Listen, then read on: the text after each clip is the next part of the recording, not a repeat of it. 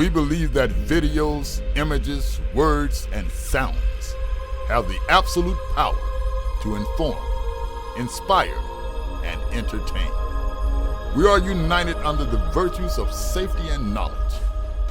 We are a training community of learners and teachers who encourage and energize each other to achieve greatness. We are pilots, videographers, photographers, freelancers, business owners, enthusiasts, experts, and apprentices. We are creators. We are the Drone U. Hey everyone, and welcome to another awesome episode of Ask Drone U. My name is Paul. And I'm Rob, and you're listening to episode number 330. Thank you very much for joining us. We appreciate you spending a few minutes of your day with us, as always. Yes, we do, actually. Yes, we do. We're a little late today, so happy afternoon to you. Yes. I shouldn't probably sing the Afternoon Delight song, but that's what I think of when I think of afternoon. I say go for it. No, I'm not very good. It reminds me of an Anchorman movie where they're all singing Afternoon Delight. Oh, that's actually a great scene. I haven't seen the movie, but I've seen that scene. It wouldn't surprise me. We need to get you those movies that I've been talking about for a while. It sounds like I have about 3 years of movies to watch. Yeah. Something like No, just a couple good couple weekends. Days, Yeah, couple good weekends. Just a couple binge watching. Well, that's not so overwhelming then. No, but what is overwhelming is the news from the FAA today. In fact, I forgot to bring in my little memorandum thing. You brought in the entire... So I print out the article. Yeah. And then, form true to Paul, he prints out all 30 pages of the actual memorandum. Well, you got to read which the is whole great. thing. No, I'm not saying that's a bad thing. That's a great thing. I'm kind of disappointed that I left actually the paperwork in my office. I may have to ask our intern to go get it. Hint, hint. Thanks, Sam. Thank you, Sam. But the bottom line is it's some pretty interesting news and potentially some really good news. Well, two really big announcements. I only think it's really one big announcement, but it's funny, someone posted this article in the Drone U community page this weekend today, and Vic went on there and he's like, anything Huerta says that isn't related to the 107 is useless. And I was like, hold on, pump the brakes. Gosh, there is something good in here. No, that's the cynicism that's been generated out of all this crud. Well, it's funny, there's so much information out there. And in the age of the internet and the subjective information, you have people arguing points that have been mute for years, thinking they're brand new. And you have people arguing on one side or the other. And then, today on NBC News, on the Today Show, they had a little bit of AUVSI at AUVSI, the conference. They say, it's the world's largest drone conference. It may be the world's largest. I was telling someone in the community this as well. It may be the world's largest, but I don't think it's the most significant by far. I think the USB actual expo, and that's run by SUAS News, was actually much better. Oh, really? And there were only 300 people there, but the information that you got out of it was significantly better. So this one is more about industrial level stuff. The Boeings, those kinds of people are involved in this. Yes, and actually that's one thing you may hear Patrick Egan say. Patrick Egan is the owner of SUAS News. He's very cynical on the FAA, and he said, AUVSI is not for him because it's run by big money, the government contractors, the Lockheeds, the Boeings. Well, and there's a place for that. I mean, it's just a different paradigm than what we're generally talking about on a daily basis. Yes. So the two pieces of news, I know we've been babbling forever. The two pieces of news, one, Huerta, the big FAA guy, the guy that stands at the top of the pyramid, said that they were going to start a drone advisory committee. In fact, what he said, and I quote, the drone advisory committee is an outgrowth of the successful stakeholder-based UAS registration task force and the micro UAS aviation rule-making committee. So if you remember, they had those committees where they were doing micro UAS, they were doing a lot of other stuff, and those were only short-term committees. Now they have to make a long-term committee. Well, I got to tell you, this just makes me laugh. I mean, the kind of representation on this committee, the CEO of Intel what in the world is he going to do on there? I mean, that's like taking Donald Trump to a meeting of the McDonald's workers. Yeah. And help. I mean, it cracks me up. Honestly. You know what? It's a name. It's a media play. It's totally just a name. It's CEO ridiculous. Brian. Hey, Brian, how many drones have you ever flown? What does your business do in drones? And he's like, oh, well, Intel RealSense. Aren't you being sued for that? For copying someone else? Well, and clearly he's obviously a very intelligent guy, and I'm sure has a lot. It's just to not add, the right industry. But it's at such a high level. I mean, I don't know how it can have any practical help. Well, it's funny because the other piece of news that came out today, aside from this, so that announcement of the committee was just one of two things. There's a new commercial drone alliance that started up today. They had PR today as well. And what they're saying is that everyone in the micro UAS task force, the task force for manufacturers, that you have different people, trying to hit all these different points. And Commercial Drone Alliance was laser focused on getting commercial rules out that were viable for everyone. Cool. And one thing I loved that I saw today on the Today Show, guess what they said? Guess what the head of AUVSI said today? And this is a big turn for AUVSI to say this because they've been pro-government, pro-333, pro-FAA forever. They said the FAA is dragging their feet on national news. Wow. Dragging their feet. And I'm using not the exact language he used, but that we were falling behind other countries and we really needed a regulatory framework that, I mean, it's that not. particular point is not debatable, I don't think. Well, when the President of the United States and one of the most prominent senators of the United States tells the FAA they have no authority on public TV, I mean, it should go to show that what the FAA is saying and what is reality are two different things. Yeah.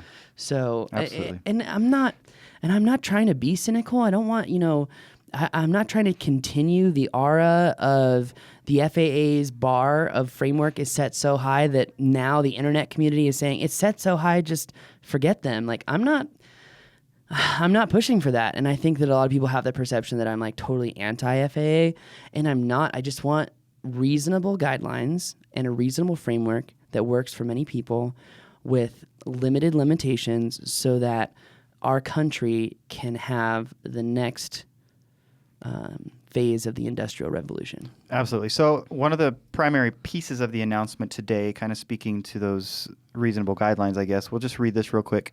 In case you haven't heard this specifically, that as a result, schools and students will no longer need a Section 333 exemption or any other authorization to fly, provided they follow the rules for model aircraft. So that means Drone U doesn't need a 333. Well, I just find that so funny. Oh my gosh. Sorry, I've been holding back my reaction for like 5 hours, so I'm just getting a little bit excited, okay? So well, anyways, so, that... I think I have someone I can send this to. Well... FISDO anyways, guy, you know who I'm talking about. Interestingly, we'll see how that plays out, but seems to make sense, reasonable. Yes. We'll see what happens. We actually you know what? do... Go Okay, ahead. I really like this for two reasons. Not because of Drone U, but because students, I think I know one, they don't care what the FAA says. They're not going to get a 333 exemption and spend $10,000 of money they don't have to get an exemption to learn to fly for the exemption. Like, it just doesn't make sense. Right. And I'm glad that they've come out and say this. But the reaction I'm seeing online is this just goes to prove that they're taking this step by step. There's not a uniform approach. They haven't thought everything through. And it just goes to show the double standard for commercial guys versus recreational, when the definition of hobby and recreational seems to get twisted as time progresses. So at the end of the day, I'm happy. I really am. I'm happy that they've come out and said this. It'll help us. It'll help students across the country, even though many of them weren't ever going to go for a 333 exemption. And I think the FAA knows that, because I think of it like this. I give the analogy of cell phone laws, right? Everyone has a cell phone. It is illegal in many states to use your cell phone and drive. How many accidents do we have a year because of people using their cell phone and driving? It's like 300,000 accidents. A lot. It's unbelievable. And like our distracted driving deaths have actually surpassed alcohol-based driving deaths. And what it is that people, even though the law says you can't use your phone, they're going to use it anyway. And the government just kind of conforms around that because so many people are saying, yeah, whatever, that they have to change their stance or else they have no authority on that matter. Right. I think we're seeing the same thing with drones right now, is that the bar has been set so high and you have so many people who have drones now. It's like, whoa, these students need to learn. They're going to learn anyway. Let's just say, okay, go ahead, learn. Yeah, and so maybe that's one of the benefits of this is that it opens the door for more students to come in and learn without as many barriers to that learning process. Yes. So that's a good thing. I think it's a great thing. I wish the barriers would... Just keep falling? Yeah, I really do. And I think they will. And again, I go back to the visualization of Mexico. I told Austin Keene, who's going out there next week, I said, dude, notice the construction sites and all the drones that are flying. I said, I counted over 24 when I was down there. Like, society down there looks more developed and progressed than it does here in the United States. If that doesn't tell you where we are in a regulatory way or give you a visualization of how different we are, I don't know what does. Yeah, well, I think we all know that bureaucracy is an issue in many things in this country. Right. I mean, look at who's running for president. Oh, wait, I didn't say that. Well, yeah, let's not go to... And on that note, why don't we get to a question that we actually heard? All right. We got you the news. We're not going to talk politics. It's not our thing. We don't like it as much as you don't like it. So anyway, let's move on to the question, which is brought to you by... Are you a drone pilot? Are you operating under a Section 333 exemption? Then you may be familiar with Item 27, which requires you to get a property release for every flight over property. Legal Flyer is an app for iPhone and iPad that helps you create professional property releases in less time than it takes to do a pre-flight check. You can add your pilot info, you can sign in, hand it to the property owner for their signature. But wait a second. Legal Flyer's advanced integration automatically adds latitude, longitude, and even altitude. Then add a panorama straight from the app. Everything drops into a single-page PDF you can share with a single tap. It's compliance at light speed. Visit LegalFlyer.com for more information or get it straight from the App Store. Legal Flyer. Property releases for professional drone pilots. Hey guys, my name is John. You talk a lot about real estate pricing, but I have a civil construction background and I'm looking to get into industrial work doing civil surveying and mapping and then possibly commercial roof inspection videos. And I was wondering if I could get some tips on you for pricing on those areas. As well, I've been trying to work on calculating my costs per hour for flying. So I've calculated things like battery and prop replacement costs, but I was curious about how you would calculate the replacement cost of remotes, drones, and cameras where the expected life is harder to determine. And I look forward to your answers. Thanks. John, thank you for the question. And Paul just said your life is 6 months. Yeah, I'm sorry. I'm having a producer discussion back here. Yeah. I'm saying, like, he goes, what is the life of my vehicles? Well, in order to stay competitive in this market and the fact that everything changes every 6 months, I said 6 months, and then our intern was like, what, 6 months? But we used to amortize for 12 months, and I don't know if you've changed it yet, but we probably should change it to 6 months for replacement costs. Yeah, I don't really think so, though. And it kind of depends on what you're doing. Maybe for cinematography, where you have to be on the very cutting edge of the equipment. But I think if you're doing things like... well, even that's cut down now. Inspection sites and construction and those... not inspection sites. Inspection of construction sites. Those kinds of things... You probably aren't going to need to replace your equipment that often, are you? No. And it's funny that you mentioned that. Even with cinematography, you're seeing a mass move from these big X8 hexacopters and whatnot into the Inspire because a lot of directors and producers are just like, you know what? You bring the best Inspire, the X5, you shoot with just the X5. I'm hearing actually that a lot of people don't like the X5R. It's difficult to color grade with it. That's what I'm hearing. I don't know if it's true. But one thing I am seeing is that producers and directors are moving to more efficient platforms just because of ability to shoot, how many shots they can get. You can fly a Red camera for 18 minutes on the M600 using 6 $200 batteries. How many batteries would you have to take to a location to get 8 hours of flight time or even 2 hours of flight time to cycle through batteries to actually charge them? And then think about the infrastructure you have to charge all those batteries. Absolutely. And then if you had to travel to set, you're not going to take 36 batteries with you on an airplane. It's not going to happen. Yeah, and nowadays, correct me if I'm wrong, but I would think the post-production capabilities are so much greater than they used to be as well.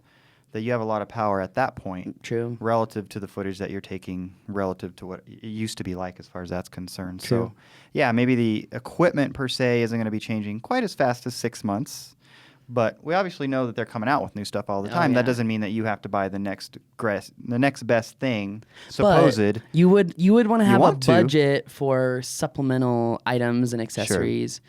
You could call the Osmo an accessory, or you could call 2 or 3 batteries an accessory because they're the same cost. Right. Yeah, absolutely. So let's talk first about as part of the question with pricing. So again, if we're talking about civil construction, right? What is civil construction? Because that is something, when he said civil construction, I thought construction sites, I thought apartments, complexes, houses, buildings, just general buildings, office buildings, nothing really finite and focused. But you're saying civil construction. Well, I think what he means by this, and the way that I interpret what he means by this, is that he's essentially talking about the government sector, public works projects. That could be schools, that could be hospitals, that could be bridges. There's any number of things that could be. And so I would imagine that pricing those is a little bit different. Not to mention you're going to have to probably be, in fact, this is something that we're working with, Paul, with some training that we're talking about doing for some folks. The bid process. When you start working with governments, you're also going to be dealing with the bidding process because with the kind of contracts that we're talking about and the size of them, they're probably going to be beyond that level at which they don't have to get bids. So you're going to be competing against other people just by definition. Mm-hmm. So that's something to consider as well. Well, and I also see these two things as very different processes, very different workflows, very different money or cost strategies. If we're talking about an apartment building, if we're talking about general construction, I can give you a range of prices of what people are getting in different states and different size economies. Like, I know there are guys in Denver who get $300 every time they show up to a construction site. They take about 5, sometimes 10 photos, but normally just 5 photos. And they'll come back every week, $300, $300. Here in Albuquerque, I know a guy who's doing it for about $150 once a week. I know some construction companies that have just asked us to train them on how to fly so they can fly themselves, which I'm seeing a lot of. Absolutely. And then when it comes to these government works projects, the bridge projects, taking pictures of massive infrastructure, you're going to have a lot more permitting in that, I feel. Because let's take a bridge, for example, right? If they close down this area for a bridge to be built, you're also going to have the highway closed down when you film it. You're going to have to call state police, get the permit, pay the amount of money. So you're going to have a lot more costs involved in doing these big government works projects. So it's going to be difficult to put a finite price on, what you would charge. I wouldn't take it as a per hour charge, though. I would take it as a per photo charge. And I bring it back to what Vic taught in his webinar last year here at Drone U, which was you can't commoditize yourself. You can't, come up with this per hour charge, even though it's so easy. And it's like what we've learned in information sales, which I think of lawyers, doctors, any like dentists, they're selling their brain. Hey, here's what's wrong with you. Here's how we're going to fix it. Right. And that makes sense at a per hour basis. But you have to be careful in drone work to commoditize yourself because you could end up like GoPro. So let's say that you have an opportunity to bid on a bridge project and they want you, us, whatever, to capture the progress of that weekly. What are you going to look at in terms of pricing? So if it's a bridge, for example, I think if it was a school, if it was a government building, it would be more kind of along the lines of, $300 to $500 every week that you show up. But when you look at infrastructure, you're going to have special permits to film it. You're going to have, in some cases, clearance to film it. Because recently President Obama has made soft targets, which were infrastructure, as hard targets. So in order to do some of these projects, you're going to have many levels of approval. So on that note, you better understand what you're getting into because you could get into this situation, end up needing, for example, permits that you didn't know you need, and then half your profit's gone. I would say all your profit would be gone. Yeah. Because not only are you going to have to get their permission and a permit from them, but if there's a highway nearby, you're going to have to close the highway down according to FAA rules and 500-foot bubble and all this. So Yeah. I heard an argument online a couple days ago where a guy was like, you need to be charging at least the minimum of your insurance deductible for any job. Whatever your insurance deductible is, charge that. Interesting. All And right. I think that's a little simplistic, but it makes you think. If your job cannot cover an insurance deductible plus your costs, plus your opportunity costs, Look for a different job. yes. Yeah, And absolutely. I think that is, I'm not trying to say don't do public works. I'm just saying that there are many levels of thought that need to go into this, because not only in the cost of permitting, not only in the cost of, let's go back to the bridge, shutting down the highway with the Highway State Patrol, which we've done before. I mean, we've done it. It's not difficult. And if you have awesome people like we do at the New Mexico State Police, it really is not a burdensome process.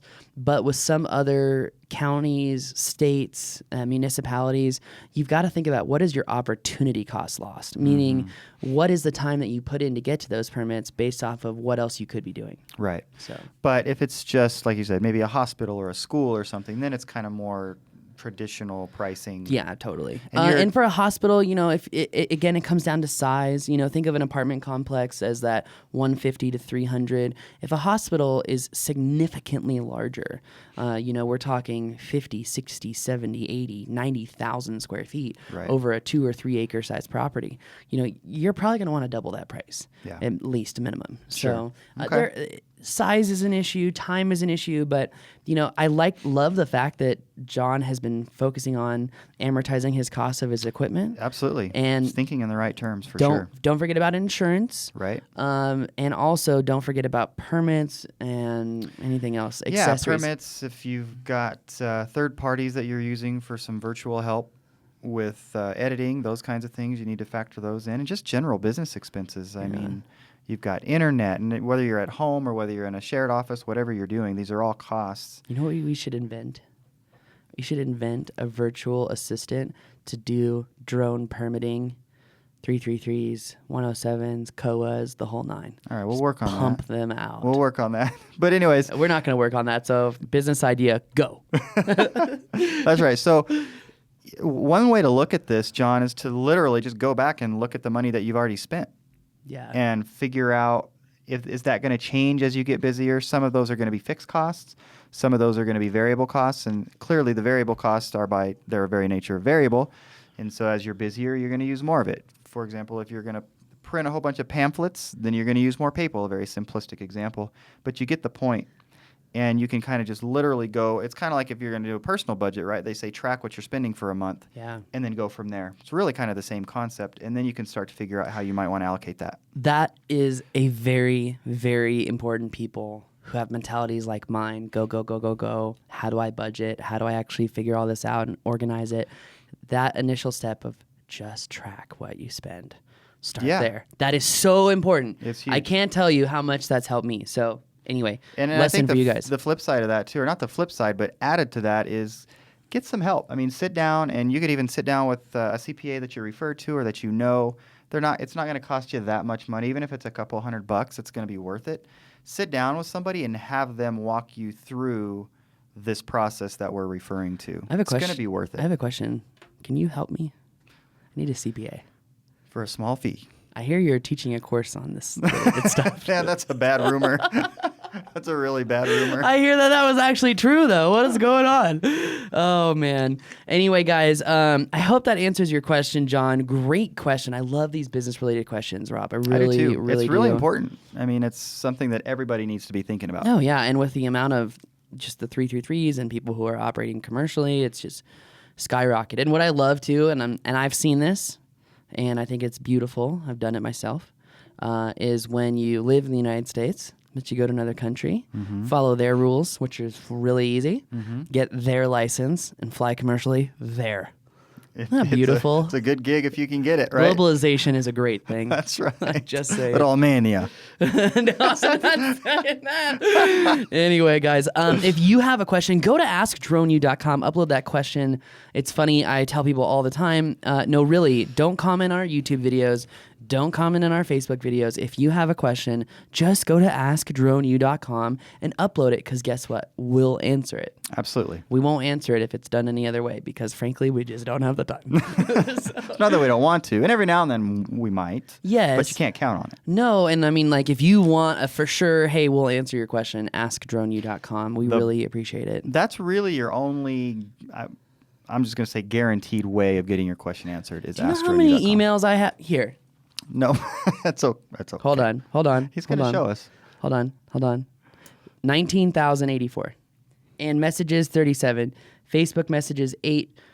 And then Reddit messages, about 217 last time I checked. AskDroneu.com. AskDroneu.com. Anyway, guys, that's going to do it for us today. My name is Paul. I'm Rob. This is Ask Drone U.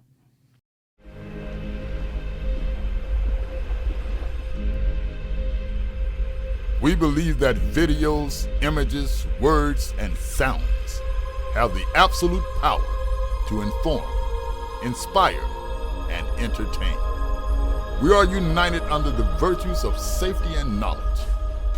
We are a training community of learners and teachers who encourage and energize each other to achieve greatness. We are pilots, videographers, photographers, freelancers, business owners, enthusiasts, experts, and apprentices. We are creators.